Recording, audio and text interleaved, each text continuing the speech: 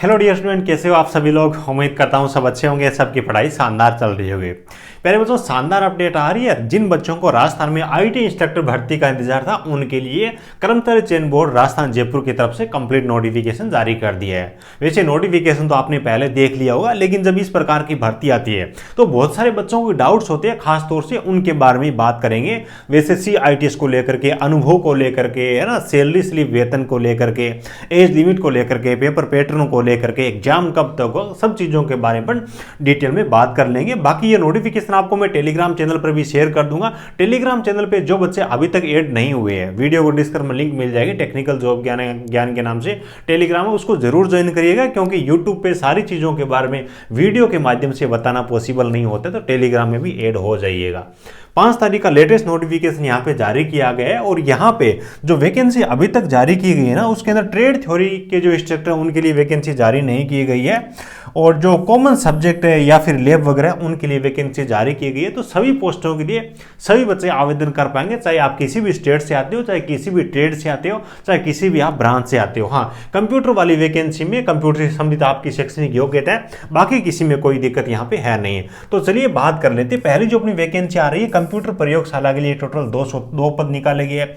रोजगार योग्यता कौशल यानी कि एम्प्लॉयबिलिटी स्किल 158 वैकेंसी है, और इंजीनियरिंग ड्राइंग के लिए टोटल 100 वैकेंसी है, और कार्यशाला गणना विज्ञान यानी कि वर्कशॉप कैलकुलेशन एंड साइंस के लिए 219 है। टोटल यहाँ पे 679 वैकेंसी जारी की गई है। अब एक चीज आपके भी दिमाग में थोड़ा बहुत आ रही होगी, जो बच्चे इस प्रकार की भर्तियों पे नजर रखते हैं, राजस्थान में चुनाव से पहले 25 पद थे, वो IT इंस्ट्रक्टर के नए सर्जित किए गए थे, तो वो वैकेंसी इसके अंदर ऐड है नहीं। एक्चुअल में क्या है कि इन पदों का केवल सर्जन किया गया था, यानी कि उन पदों को बनाया गया था एक तरीके से, उनको भर्ती के लिए वित्त विभाग को नहीं भेजा गया था। लेकिन ये उससे पहले के पद है, क्योंकि इसके लिए वैकेंसी जारी करना जरूरी थी, और आगे लोकसभा के चुनाव आ जाएंगे तो आचार संहिता लग जाएंगे, इसलिए इस वैकेंसी को पहले जारी किया गया। इस पे यानी कि ये भेजेंगे, उसके बाद मंजूरी मिलेगी, थोड़ा सा टाइम लगेगा, साल भर तक का टाइम लग सकता है। तो इसके बारे में जब वैकेंसी आएगी तभी अपन बात करेंगे। फिलहाल आपके लिए 779 पद है, ऑल ओवर इंडिया के सभी बच्चे आवेदन कर पाएंगे। ऑनलाइन आपको आवेदन करना होगा, SSO ID के जरिए आपको आवेदन करना होगा, वन टाइम रजिस्ट्रेशन करके, और आप इसके लिए आवेदन कर पाओगे। बाकी एप्लीकेशन फीस के बारे में आपको बता देता हूँ। यहाँ पे 600 रुपये UR कैटेगरी के लिए, OBC SC ST के लिए 400 रुपये, दिव्यांग बच्चों के लिए भी यहाँ पे 400 एप्लीकेशन फीस के रूप में चार्ज रखा गया है। उसके बाद में देखिए कैटेगरी वाइज वैकेंसी जारी की गई। एक चीज और मैं आपको बता दूं, गैर अनुसूचित क्षेत्र का मतलब है ऑल ओवर राजस्थान, यानी कि 4-5 जो अनुसूचित क्षेत्र वाले डिस्ट्रिक्ट है ना, 12 हो गया, आपका प्रतापगढ़ हो गया, डूंगरपुर, बांसवाड़ा वगैरह होगा, उस साइड की 4-5 डिस्ट्रिक्ट है, तो वो अनुसूचित क्षेत्र के अंतर्गत आती है, तो वहां पे केवल वही लोग आवेदन करेंगे। बाकी राजस्थान है वो गैर अनुसूचित क्षेत्र के अंतर्गत आता है, तो अदर राजस्थान के डिस्ट्रिक्ट वाले बच्चे वहां पे 12 साइड के अंदर है ना, प्रतापगढ़ वगैरह, वहां पे आवेदन नहीं कर पाएंगे। इस चीज का ध्यान रखिएगा।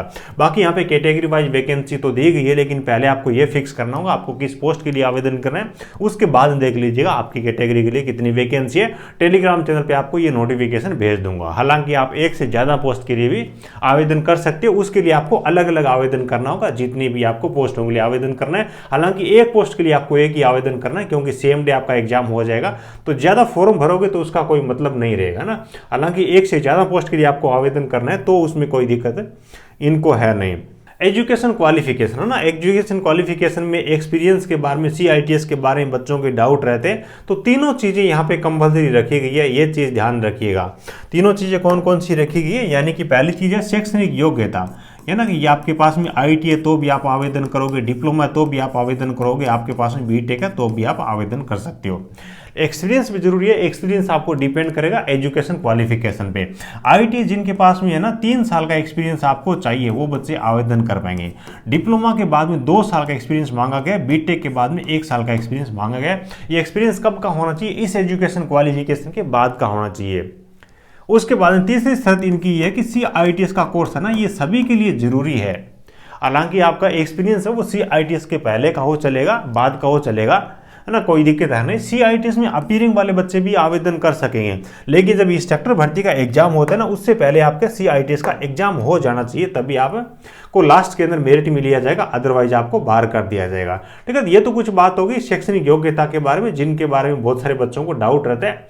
अनुभव, जैसे कि इन्होंने लिख रखा वेतनिक, वेतनिक का मतलब है कि आपने पैसों के बदले कहीं पे काम किया हो, यानी कि सैलरी से संबंधित कुछ ना कुछ आपको इनको सबूत देना पड़ सकता है। वो सैलरी स्लिप भी हो सकती है, या फिर आपकी 10% कटौती वाला GPF फंड वाला वो सिस्टम है, उसका भी कोई सा भी आप सबूत दे दीजिएगा, कोई दिक्कत नहीं है। वेतन का थोड़ा बहुत आपसे सबूत मांग सकते हैं। CITs का कोर्स है वो यहाँ पे कंपलसरी रखा गया है।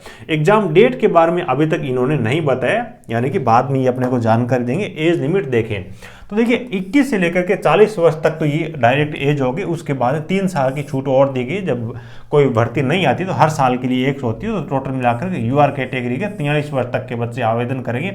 SC ST OBC को 5 साल की अधिकतम आयु में छूट मिल जाएगी। स्टेट गवर्नमेंट के आपके डॉक्यूमेंट होने चाहिए। एज की जो कट ऑफ डेट है 1/1/2025 है। राजस्थान के अंदर ये नियम बना दिया गया, जब भी कोई भर्ती आएगी ना, तो उसके बाद में जो आने वाली जनवरी होगी उसके हिसाब से एज को काउंट किया जाएगा। ठीक है, तो उम्मीद है इतनी चीजें आपको समझ में आ गई होगी। अब मैं आपको लेके चलता हूं इनके पेपर पैटर्न पे। चलिए देखिए, ये यहाँ पे इन्होंने पेपर का पैटर्न दे रखा है। पेपर के अंदर टोटल मिलाकर के आपसे 120 प्रश्न पूछे जाएंगे, 120 नंबर के रहेंगे, 2 घंटे का टाइम दिया जाएगा। 1/3 आपकी नेगेटिव मार्किंग भी यहाँ पे रहने वाले है। ये नया है, इससे पहले की जो भर्तियां होती राजस्थान में IT सेक्टर की, उनमें नेगेटिव मार्किंग नहीं होती थी, तो ये ध्यान रखना। 120 जो प्रश्न पूछे जाएंगे उनमें आपको 40 प्रश्न ये राजस्थान GK के प्रश्न पूछे जाएंगे, कोई इंडिया GK यहाँ पे नहीं आएगा, ये ध्यान रखना। 40 नंबर का राजस्थान GK है, और आप किसी भी पोस्ट के लिए आप आवेदन करोगे तो उससे संबंधित टेक्निकल के आपसे 80 नंबर के पूछे जाएंगे। एक से आप अधिक फॉर्म में वो भर सकते हो, उसमें कोई दिक्कत है नहीं, लेकिन अलग अलग आपको फॉर्म भरना होगा। उसके बाद सिलेबस दे रखे हैं, जिन भी बच्चों को तैयारी करनी है इस सिलेबस के अकॉर्डिंग ही करनी है। नोटिफिकेशन आप टेलीग्राम से डाउनलोड कर लीजिएगा। ठीक है, उसके बाद में बात आती है भी आवेदन कब से स्टार्ट होंगे, तो उसके बारे में मैं आपको बता देता हूँ। 7 मार्च से इसके फॉर्म है ना वो स्टार्ट होने वाले हैं, और उसके बाद में 5 अप्रैल 2024 तक आप इसके लिए आवेदन कर सकोगे। आवेदन करने के लिए SSO ID में जाकर के आपको आवेदन करना होगा, और बहुत ज़्यादा कोई खास इसके अंदर जानकारी है नहीं, और ज़्यादा आपको रीड करना हो तो टेलीग्राम में आपको ये नोटिफिकेशन भी दे दूंगा। ठीक है, उम्मीद है सब चीज़ों के बारे में आपको अच्छे से जानकारी मिल गई होगी। वीडियो अच्छा लगा हो तो एक प्यारा सा लाइक करना, अपने ज़रूरतमंद दोस्तों के साथ में इस वीडियो को शेयर जरूर करना। Thank you.